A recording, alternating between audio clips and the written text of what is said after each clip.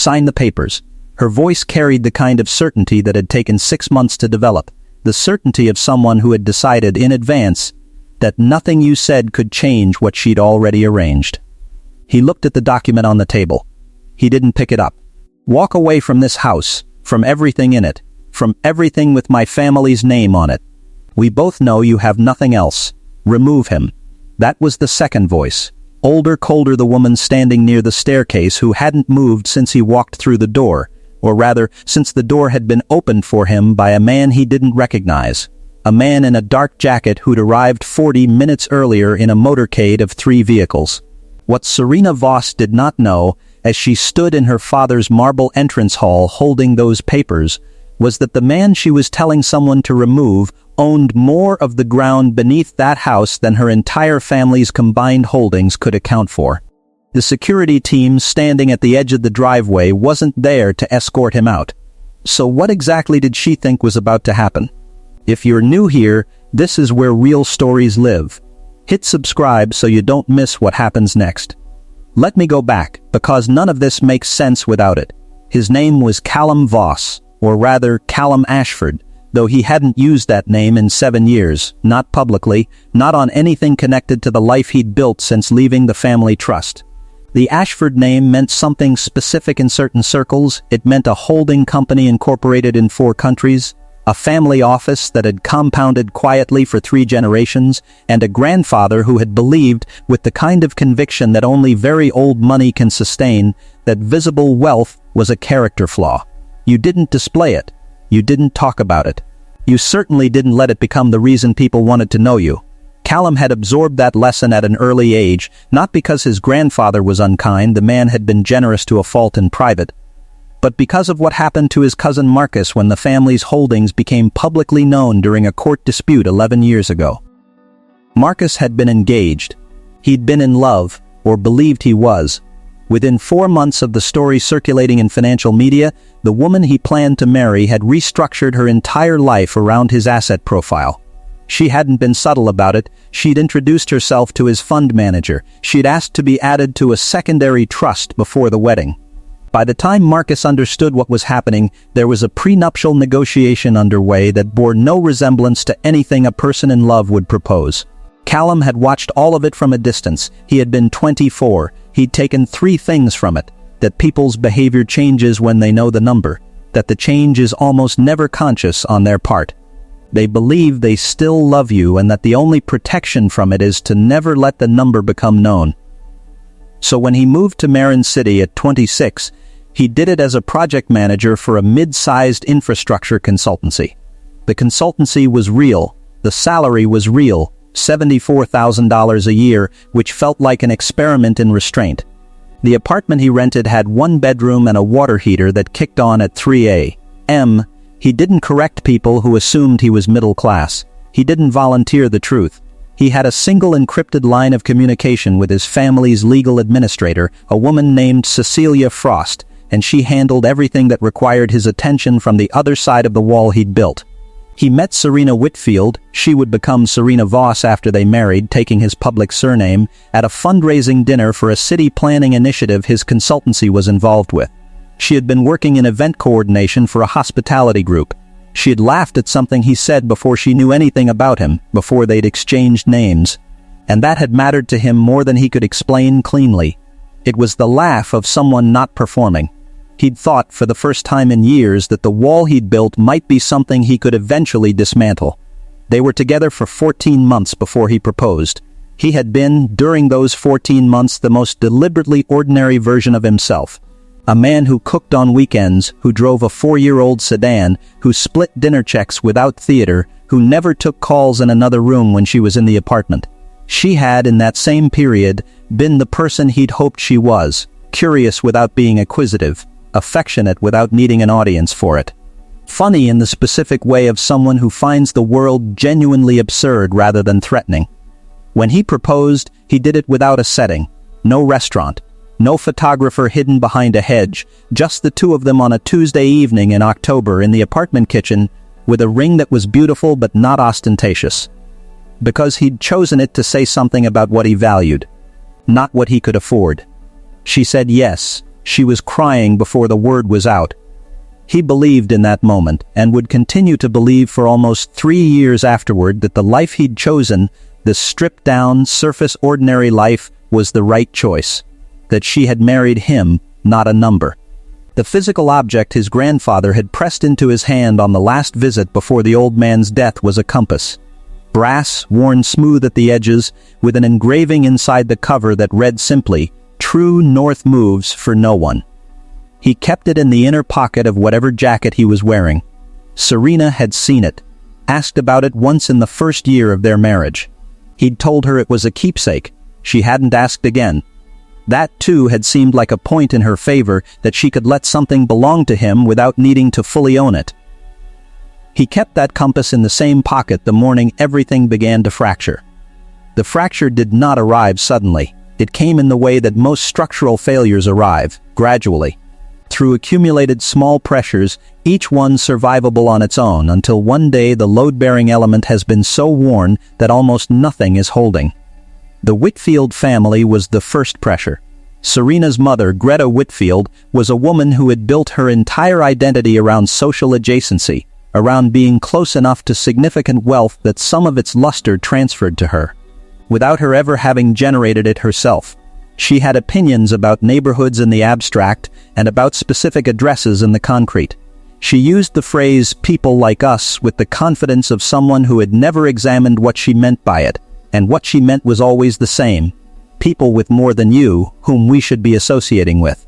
When Callum and Serena moved from the apartment into a house, a good house, a 4-bedroom house in a district with solid schools, which Callum paid for outright without explaining to Serena where the cash came from, having constructed a quiet fiction about a family property sale, Greta had walked through every room with the expression of someone accepting a consolation prize.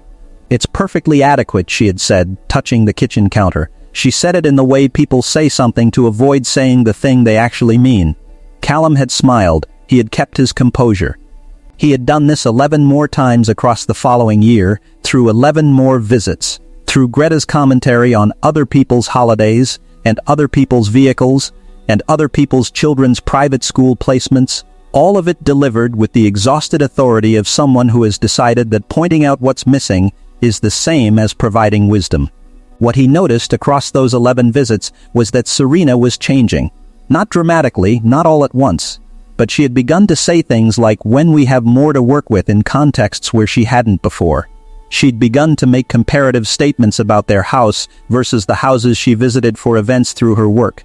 She'd left a real estate listing open on the kitchen table one morning, a property 3 times the size of their current home in a gated community 20 minutes north, and when he'd asked about it, she'd said she was just looking. The way people say things they mean, but aren't ready to claim yet. He wanted to believe it was a phase. He continued to believe it for longer than was sensible. The disruptor's name was Dominic Rael. He arrived at a charity gala that Serena's event coordination firm had produced, a fundraiser for a hospital expansion, held in the atrium of a downtown hotel on a Thursday evening in April. Callum had attended because Serena asked him to, and because he genuinely wanted to support her work. He had stood near the bar with a glass of sparkling water and observed the room in the way he'd always observed rooms, cataloging quietly, speaking to no one in particular, comfortable in his own unremarkable surface. Dominic Rael did not enter rooms quietly.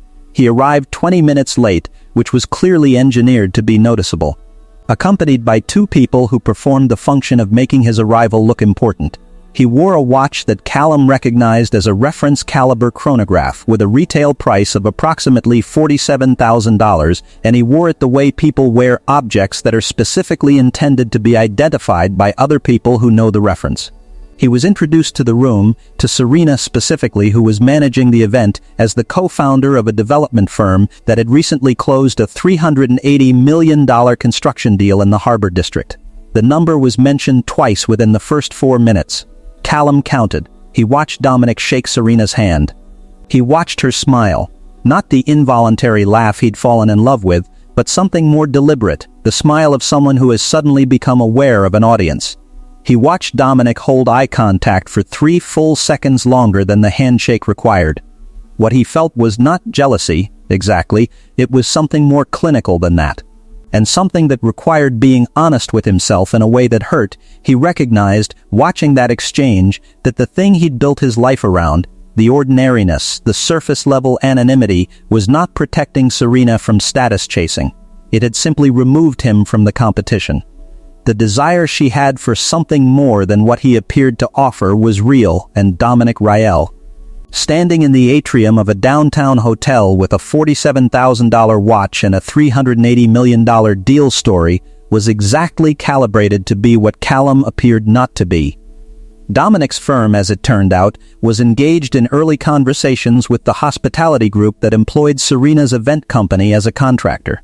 He happened to need event coordination for 2 upcoming development launches. Serena happened to be uniquely positioned to manage them. Over the following 6 weeks, she had 3 project meetings with him, all of which were professionally appropriate and about which she was entirely transparent with Callum. She mentioned the meetings, mentioned his name, mentioned the project. She was not lying, she was not hiding anything yet. But she was changing the frequency with which she compared their life to other lives, and she was doing it with a new reference point. Dominic mentioned the firm is relocating their offices to the Harbor Tower, she said one evening. He's got floor-to-ceiling views of the water from his boardroom. She said it the way she would mention an interesting piece of news. But there was a texture underneath it, a wondering. The following morning, a Wednesday, Callum found that the key fob for the secondary vehicle on their account, a car she used during the week, had been updated with a new parking access code for a building that was not their house and was not her office. He noticed it because she'd left the fob on the counter and the update notification was visible on the small display.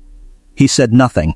He set the fob back down precisely where he'd found it and stood in the kitchen for a long moment with the brass compass in his hand, running his thumb across the worn edge. He did not confront her. Not yet. He needed to know what he was actually confronting first. The second discovery happened on a Tuesday 11 days later. Serena had left for a meeting, she said a morning meeting, she said downtown, she said she'd be back before noon, and she'd left her personal laptop open on the desk in the second bedroom she used as an office. The screen had gone dark but not locked. He hadn't intended to look. He sat down to use his own laptop at the adjacent desk, and the slight vibration woke her screen, and the first thing he saw was an email thread. He set his own laptop down without opening it. He already knew what was inside, the text visible in the preview pane, the name that kept appearing where it shouldn't, the shorthand of 2 people who had been talking long enough to develop their own private shorthand. What he felt wasn't the sharp thing he'd expected. It was quieter than that, and harder to name. A specific kind of loss, not the loss of the marriage, not yet, but the loss of the version of her he'd been holding in his mind against the evidence that had been accumulating for weeks. The email thread was 8 exchanges long. He read all 8. The content was not explicitly incriminating in a physical sense, but the register was. The particular quality of Dominic's sentences toward her, "You deserve the version of your life that matches what you actually are." The particular quality of her response to that line, which was not a correction but an extension, "I'm starting to think you're right." He photographed nothing. He didn't copy anything. He closed the browser tab to exactly where it had been, with the same tab open on top, and he moved his own laptop to the living room and sat with it until she returned at 11:43. She came home and kissed him on the cheek. He asked how the meeting had gone. She said productive. He said good. They had lunch. The compass was in his jacket pocket, hanging by the door. And he thought about his grandfather's engraving with a clarity that was almost uncomfortable. True north moves for no one. The old man hadn't meant it as comfort, he'd meant it as a warning about himself, that a man who lets other people's motion convince him that his own direction has changed will eventually walk himself off a cliff while believing he's found a shortcut. 3 days later he called Cecilia Frost. He had not spoken to Cecilia in 14 months, beyond the quarterly administrative call that handled the trust's routine operations. She picked up on the second ring, which meant she'd been expecting a call that wasn't routine. "I need to understand what my actual exposure looks like," he said. "Legally, financially, if someone were to make a claim against a marital estate without knowing what the marital estate actually contains." Cecilia was quiet for exactly 3 seconds. "How much does she know?" Nothing has ever been disclosed. The house is held under a shell that traces to a property management company. The accounts she knows about are the salary and the joint household account. All right, Cecilia said. I'll start pulling what we need to formalize the separation of exposure. Do you want me to move first, or do you want to understand the picture before we do anything? I want to understand the picture, he said. All of it. And I want to know if there's financial activity I should be aware of. There was a pause. Give me 48 hours. What Cecilia found in those 48 hours was the second layer of what was happening, the layer that transformed a painful personal situation into something that required a different kind of attention entirely. Cecilia called back on a Thursday morning while Callum was at his desk at the consultancy. He took the call in the parking structure, 3 floors down, where the concrete columns gave him the feeling of not being overheard. There are 3 wire transfers, she said, without preamble, because Cecilia Frost did not use preamble when the information was serious. Executed from the joint household account over the past 11 weeks. The total is $218,000. The receiving account is registered to a holding entity called Rael Development Partners, LLC, incorporated in Delaware. He stood with the phone pressed to his ear for a moment. That's Dominic Rael's firm. It's a subsidiary of his firm, she said. Specifically a subsidiary created 14 weeks ago, which is 2 weeks before the first transfer was made. The stated purpose on 2 of the 3 transfers is consulting retainer. The third has no memo line. She doesn't have access to $218,000 in the joint account. She doesn't, Cecilia confirmed, which means she used access to a secondary account she wasn't supposed to have the routing information for, a savings instrument tied to the household management entity. It's not directly in your name, but it traces to you through 2 entities. If she was helped to find it, she was helped, he said. That's what it looks like. He was standing in a parking structure at 9:47 on a Thursday morning, and the thing he felt was not anger. It was the very specific sensation of understanding something completely that he had previously only partially understood. The way a piece of engineering makes sense when you finally see which load-bearing element was compromised.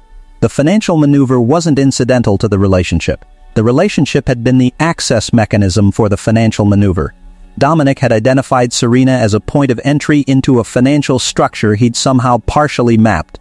The personal betrayal and the financial fraud were not 2 separate things. They were the same thing. Don't move anything yet, he said. I need you to document everything. Every transfer, every entity, every timestamp. I want a forensic record before anything changes. Already in progress, Cecilia said. I have Oliver Reed on the legal documentation. He'll have a full evidentiary package within a week. Good, he put his hand in his jacket pocket and felt the compass. One more thing. I need you to call my father. There was a pause that had a specific texture to it.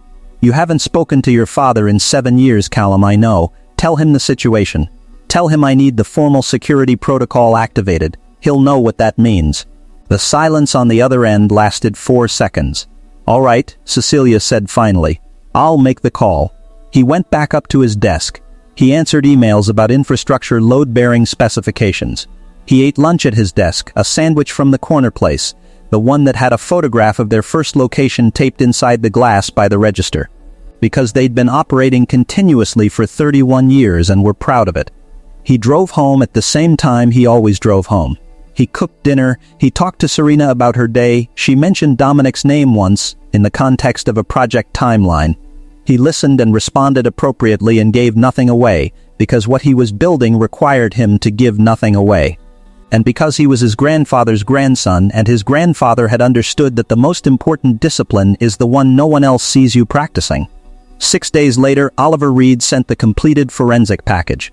73 pages, organized chronologically, with every wire transfer receipt, every entity registration document. Every email from the joint account that showed Serena's search history through the household management portal during the window when the routing information had been accessed. The search queries were specific enough that there was no innocent interpretation. She had been looking for hidden accounts, guided by someone who knew they existed.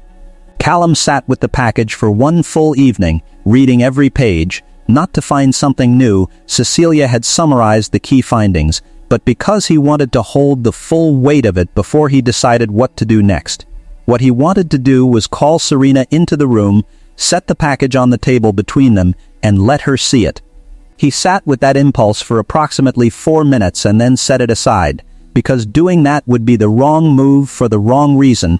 It would be the move of someone who needed her to feel what he felt, which was understandable, but which would ultimately serve nothing.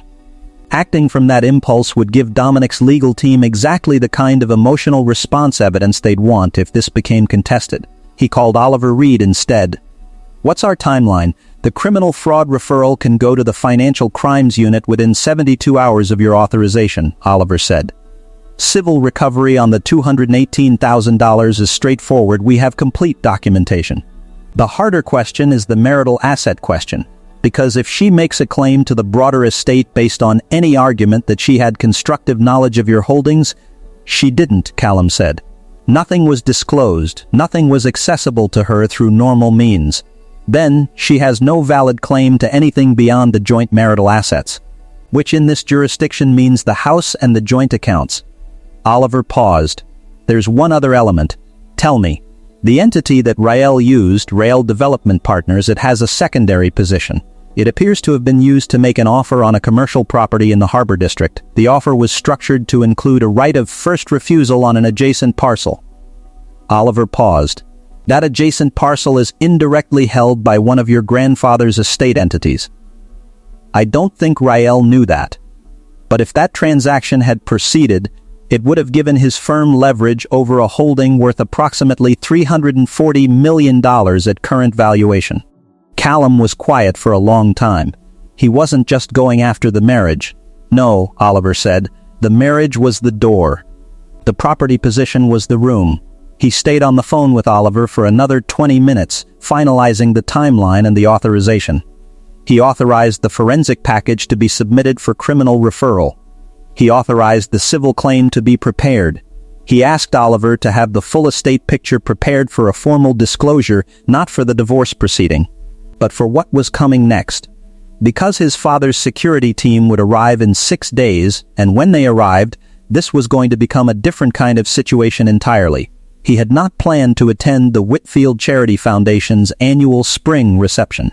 It was the kind of event that Serena's family organized with the specific intention of gathering people who had money next to people who wanted to be near money, and it had always struck him as a performance he'd rather skip. But Cecilia had confirmed the security team's arrival date as the following Monday, and Oliver had flagged that Dominic Rael was on the guest list for the reception, which was the following Saturday, 5 days hence, and it seemed like the appropriate place for what needed to happen. The right venue, the right density of witnesses, the right amount of exposure for what Dominic had constructed to be dismantled in front of. Greta Whitfield had organized the event in the formal reception room of a private club she belonged to, the Marin City Heritage Club, which occupied a restored 1920s building in the financial district. 114 guests, a live string quartet, the kind of event where the flower arrangements cost more than the monthly mortgage on the house Greta had described as perfectly adequate. Callum arrived 12 minutes after Serena, who had come early to help with the setup. He wore a suit that was good but not theatrical, the kind of suit a successful infrastructure consultant would wear to a charity function. He had the compass in his inside jacket pocket. He had his phone on silent.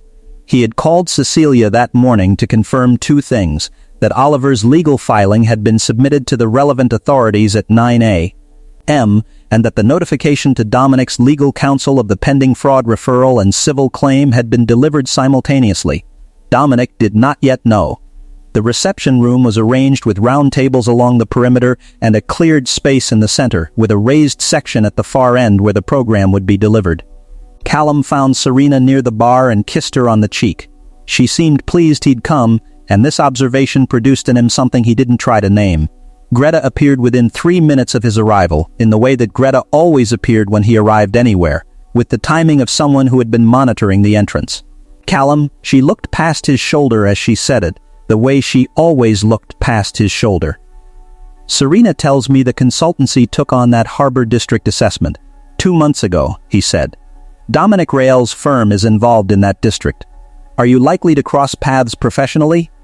"I expect so," Callum said. Greta smiled with her mouth. "He's been wonderful for Serena's career.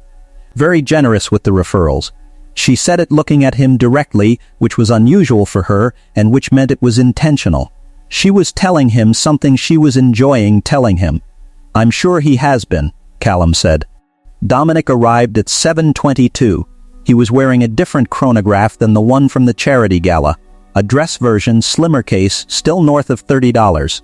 0000 at retail, and he came in accompanied by a man who appeared to be an associate. He moved through the room with the practiced ease of someone who had made an art form of being comfortable wherever he was placed. He found Serena within 4 minutes. Callum watched from across the room, holding a glass of sparkling water, saying appropriate things to the couple standing next to him about the Harbor District assessment. At 7:41, Dominic's phone buzzed. Callum knew, because Cecilia had told him Oliver would time the secondary notification for approximately this hour, that what Dominic had just received was a formal legal notice forwarded from his firm's registered counsel. Notification of a criminal fraud referral and a civil recovery claim totaling $218,000 with a forensic package attached as a PDF. He watched Dominic look at his phone. He watched the specific quality of stillness that came over Dominic's face, not a dramatic reaction, because Dominic was too composed for a dramatic reaction in a room this size, but a particular careful stillness. The stillness of someone who has just received information that has changed the entire calculation of the room they're standing in. Serena was talking to him. She hadn't noticed.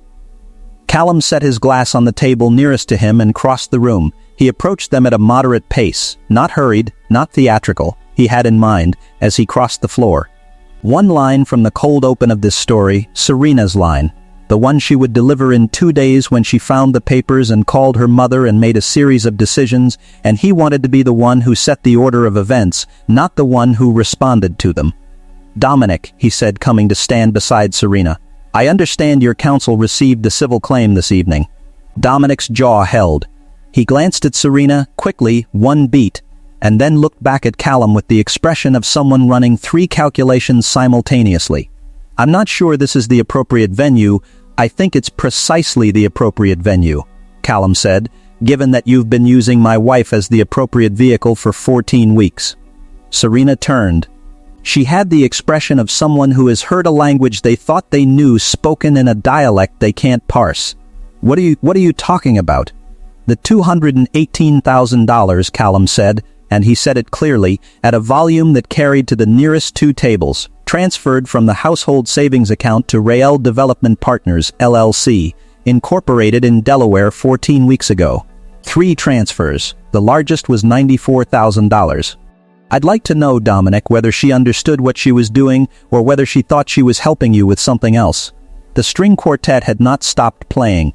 The conversations at the nearest tables had. Serena's face had done something that he didn't quite have a word for, a kind of compressing inward. Like a structure taking a load it hadn't been designed to carry. That account, she stopped. Started again. I didn't steal, the routing information was accessed through the household management portal, Callum said, still to Dominic. 14 weeks ago, 2 weeks before the first transfer, you'd have needed to know the portal existed. Which means you'd have needed specific information about a financial structure that my wife didn't know existed. Which means the information came from someone who had done considerably more research into my background than a person planning a development deal would ordinarily do. Greta had materialized from somewhere near the program stage. She was standing at the edge of the circle that had formed around the 3 of them. The specific circle that forms at any party when enough people have gone quiet in the same direction. She was looking at Callum with an expression he had never seen on her face before, which was the expression of someone who is reconsidering a foundation they built on a premise that has just been revised. I need everyone to understand something, Callum said to the room now, not loudly, but with the carrying quality of a voice that is not performing, only stating. The transfer of funds was documented and submitted to the Financial Crimes Unit of this city's prosecutorial office at 9 this morning. The civil recovery claim is filed. The secondary property position that Rael Development Partners attempted to secure in the Harbor District, the right of first refusal on the adjacent parcel, has been blocked as part of the same filing. Dominic said, very precisely, you have no idea what you're talking about. That parcel is indirectly held by an estate entity, Callum said. My grandfather's estate. I've been managing it for the past 7 years. The entity traces through 2 holding companies to a family office incorporated in the Cayman Islands with a primary operating trust registered in Delaware. He paused. If your due diligence team had gone 2 layers deeper, they would have found that. I expect they'll find it now, since it's part of the forensic package that was submitted this morning. The room was quiet in the specific way of people who are still holding their glasses and their conversations but have stopped moving. Serena said his name, just his name. Callum, he looked at her. He gave her the full weight of his attention. Because she deserved that, she had always deserved that, and whatever else was true. She deserved to be looked at directly by the person she had married. "We need to talk," she said. "Not here." "No," he said, gently, "not here. But not later, either. There are some things that can't be managed by deferring the venue," Greta said. From the edge of the circle, "What family office? What estate?" The question came out stripped of its usual architecture, no performance of sophistication. No dismissive tilting of the head, just the raw version of the question. Callum reached into his jacket pocket. Not for his phone. For the compass. He held it for a moment, not showing it, just holding the worn brass weight of it, feeling the smooth edge where his grandfather's thumb had been before his thumb. "My full name," he said, "is Callum Ashford. My grandfather was Edmund Ashford. If that name is familiar to anyone in this room, I'd ask that you remember it before you decide how to discuss tonight." Edmund Ashford's name was familiar to approximately 40% of the people in that room. He could see it happening, the facial adjustments, the recalibrations, the subtle rearrangements of posture that people make when information has arrived that they did not expect and cannot yet process. Dominic was already moving toward the exit. "His counsel will be contacted again by morning," Callum said to no one in particular, "so I wouldn't characterize it as leaving." The following 48 hours were methodical in the way that legal and financial processes are always methodical, not dramatic, just exact. Callum sat twice with Oliver Reed, once in the evening and once the following morning. The criminal referral had been received and was being assigned. The civil claim was being processed. The right of first refusal position that Dominic's firm had attempted to secure on the Harbor District parcel was formally voided, because the underlying property holder, the estate entity, had exercised a prior claim clause that Oliver had activated as part of the filing. Dominic Rael's firm, as it turned out, was leveraged. Specifically, it had used the anticipated value of that Harbor District property position as part of a collateral arrangement with a private lending group. The collateral arrangement had been contingent on the position being secured, which it now was not. The private lending group called the arrangement into question, which created a liquidity pressure on the firm that was not, on its own, catastrophic, but that combined with the criminal referral and the civil claim to produce the specific kind of compound pressure that tends to cause over-leveraged entities to begin making decisions that accelerate rather than contain the problem. Dominic's firm had 11 full-time employees and approximately 140 contracted workers on 3 active construction sites. Callum asked Oliver to structure the civil recovery in a way that pursued the specific individuals responsible, Dominic and the 2 founding partners who had signed off on the Delaware subsidiary rather than the firm entity itself. The construction workers and the 11 staff members had not been part of this. Protecting their continued employment was not a gesture. It was the stated condition of how he was willing to proceed. "That limits your recovery speed," Oliver noted. "I know," Callum said. "Do it anyway." Serena had been in the house when the security team arrived on Monday morning. Callum had told her on Sunday evening that his father was sending representatives, that there were matters connected to his family's holdings that needed to be formalized in person, and that she would need to understand some things that he had not disclosed during their marriage. He said it directly. He did not apologize for the non-disclosure in the conversation. Because he'd spent 7 years making a considered decision and he wasn't prepared to frame it as an error in that moment, he would reckon with it properly later. The motorcade of 3 vehicles arrived at 8:40 on Monday. The men who came in were professional in the specific way of people who have been trained to be neither intimidating nor invisible, just present. In the way that something load-bearing is present. They brought a briefcase of formal documents for Callum to review and sign, and a secondary package from his father, which was the first direct communication he'd received from his father in 7 years, a single page, handwritten, that said only, "I should have sent them sooner. I'm sorry it took this." Dad, he folded that page and put it in the same jacket pocket as the compass. Serena was in the entrance hall when Callum came back downstairs after the meeting. She'd been watching through the window. She looked at him with an expression that had moved past the stage of trying to reorganize information into familiar categories. "How much?" she said. He told her. The number was not a number she had framing for. He watched her face receive it. "And you never..." She stopped. 7 years. 7 years, he confirmed. Why? It wasn't a question in the normal sense. It was more like the word you say when you're trying to make space for an answer you're not sure you have the architecture for. He told her about Marcus. He told her about his grandfather. He told her about the laugh at the fundraiser dinner, the one before she'd known his name, and how it had been the first thing in years that made him think the wall could come down. He told her he'd been wrong, not about hiding, but about thinking the hiding could last indefinitely. She was quiet for a long time. Then she said, "The money I transferred. I didn't know it was yours. He said it was an investment he'd set up for me through the household account, that it would come back tenfold, that it was an inside opportunity connected to the harbor deal. I thought..." She stopped again. "I thought I was doing something smart. For our life." He believed her. He believed she hadn't known. That belief didn't change the legal fact of the transfer, which Oliver was handling through the civil claim in a way that named Dominic as the primary actor, but it changed the temperature of what he felt standing in the entrance hall with her. "The legal process will go through," he said. "There's no way to stop that now, and I wouldn't if I could. But Oliver has structured it so that the primary exposure falls on the people who designed the scheme. Your exposure is recoverable if you cooperate fully with the documentation process." She nodded. She was pressing her lips together in the way people do when they're using physical compression to hold something internal in place. "Greta," she said. "My mother." She introduced Dominic to me. She arranged the first meeting. He had already suspected this.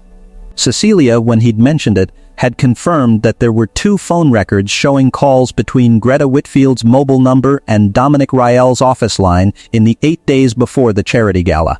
He did not tell Serena this now. He would tell her when she needed it, when Oliver's process required her testimony. But not yet.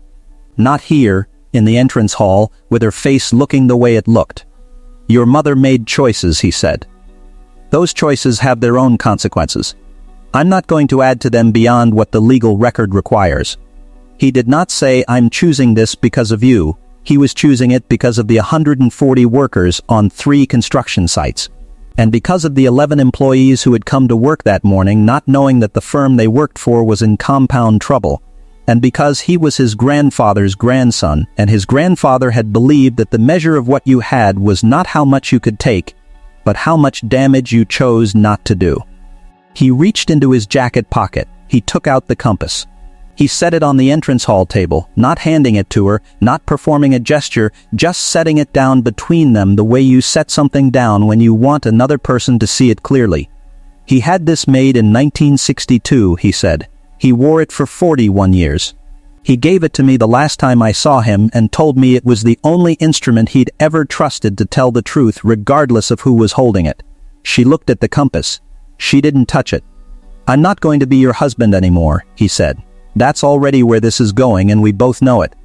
But I'm also not going to be the version of this that leaves you destroyed when the legal process is done.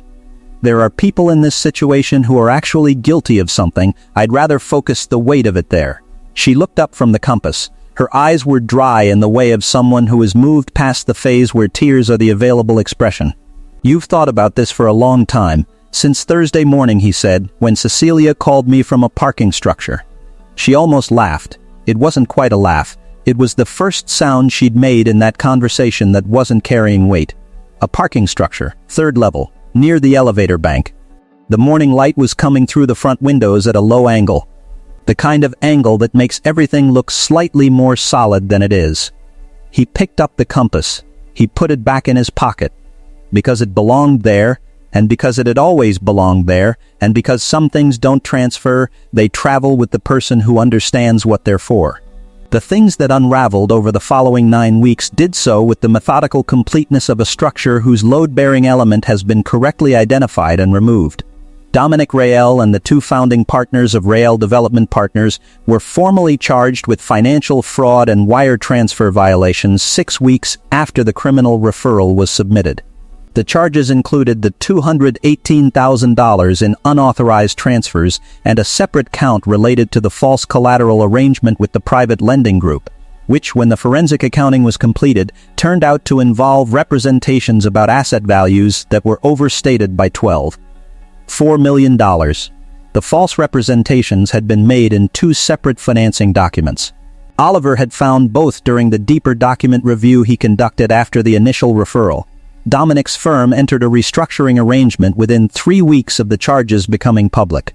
The restructuring was managed in a way that kept the active construction projects operational. The 140 contracted workers completed their current site phases, and the firm's contracts were transferred to a competitor entity that absorbed the ongoing work. The 11 staff members were retained through the transition period. Callum had made this a condition of the civil settlement negotiations, and his legal team had enforced it. Dominic's personal financial position was more straightforwardly vulnerable. The watches, the car, the visible architecture of his presentation, these had been constructed on a debt structure that required the Harbor District deal to close. Without it, the structure contracted. Within 8 weeks, 3 creditors had filed separate claims. His personal holdings were being assessed. The $380 million construction deal he'd mentioned twice within 4 minutes of meeting Serena at the charity gala was, Cecilia noted in her summary, a transaction that had not yet formally closed at the time he'd described it, and that had subsequently fallen through due to an unrelated title dispute. The number had been real. The tense had been optimistic.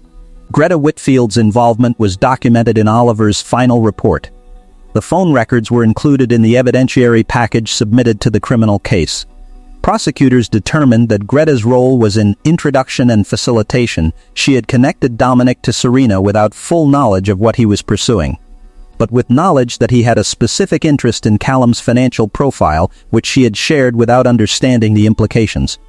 The prosecutors characterized this as negligent facilitation rather than active conspiracy. She was not charged, but her testimony was required.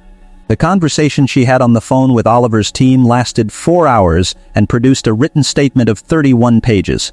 The woman who had walked through every room of their house with the expression of someone accepting a consolation prize did not contact Callum after that. She sent a note through Serena, 3 sentences, handwritten, which said that she had made serious errors in judgment and that she was aware of the consequences and that she was sorry. He read it once. He did not respond. There was nothing in the note that required a response that he was willing to give, and he had decided early in the process that he was not going to spend energy on communications that existed primarily to make the sender feel they'd said something. Serena's cooperation with the legal process was complete and unambiguous. She provided every document, answered every question, signed every required statement. Oliver described her as the most cooperative witness he'd worked with in 11 years of practice, which Callum believed, because Serena had always been thorough when she believed a thing mattered. Oliver's structuring of the civil claim protected her from personal financial liability for the transfers, given the documented evidence of Dominic's misrepresentation of their purpose. She emerged from the process without a criminal record and without a civil judgment against her. She did not emerge from it married to Callum. The divorce proceedings were handled by a separate legal team, as was standard practice, and were finalized in the 9th week. The settlement was based on the joint marital assets, the house which was sold, and the joint accounts divided equitably, and nothing beyond them. She did not make a claim to the broader estate, and Oliver had prepared extensively for the possibility that she might. She signed the settlement in Oliver's conference room on a Wednesday morning in late October, and when she left, she paused at the conference room door and looked back at Callum across the table and said, "I should have laughed more and compared less." He didn't answer. He held the weight of that sentence for a moment and let it be what it was, something true said too late, which is one of the more common varieties of human truth. The house sold in 11 days. The proceeds were divided. Callum declined to claim any share of the sale beyond what was legally his, and donated his portion, $184,000, to the hospital expansion fund, that had been the official cause of the charity gala where Dominic Rael had first introduced himself with a $47,000 watch and a story told in the wrong tense. It seemed like the right place to put it. He had an office now, a real one, connected to the Ashford family office, in a building that had his grandfather's name on the founding documents though not on the facade. He occupied it the way he occupied most spaces, without theater, with the compass in his jacket pocket, and a preference for the window that faced east rather than the one that faced the harbor. The morning after the divorce was finalized, he sat at his desk with the compass on the desk in front of him, open, the needle still. He had not told anyone how the morning felt. The morning felt the way that any honest accounting feels. Not triumphant, not destroyed, just accurate. A correct reading of where north is after a period of substantial disorientation. Oliver Reed had told him during the final settlement meeting that in his experience, people who protect third parties in the course of a legal dispute tend to make the decision as a principle, not as a strategy, and that the distinction was detectable by prosecutors, by mediators, by the people being protected. The 140 contracted workers had continued working. The 11 staff members had kept their positions through the restructuring. That outcome had required Callum to slow his own recovery timeline and accept terms that were not maximally favorable to him. He'd accepted them because the 140 workers had families who expected income on the 15th and the 30th, and that was a simpler reason than any principle he could have articulated. His grandfather had believed that the measure of what you have is not how much you can accumulate, but how much damage you choose not to do when you have the power to do it. Callum had understood that intellectually for most of his life.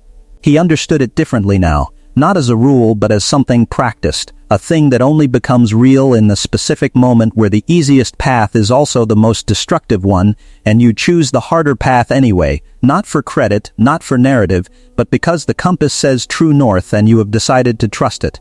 If this story stayed with you, if you found yourself somewhere in the patience of it, in the way that choosing to wait costs something real, or in the way that the thing you love most about a person can be weaponized by someone who is only ever interested in access, then you already understand what it's about. You don't need the lesson labeled, you recognized it. There are people in your life who know your worth without needing to be told the number. There are people who will only see the number and will see you as the path to it.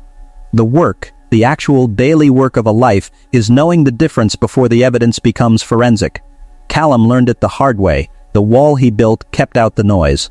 But it also kept out the conversation that might have caught the fracture earlier. That's not a reason not to build the wall. It's a reason to know why you built it, and what you're waiting for before you take it down. The compass needle settled east-northeast. He closed the cover. He put it back in his pocket. If stories like this are why you're here, subscribe. We tell them every week. And not one of them is simple. And if this one left something with you, share it with someone who needs to hear it. We'll be here.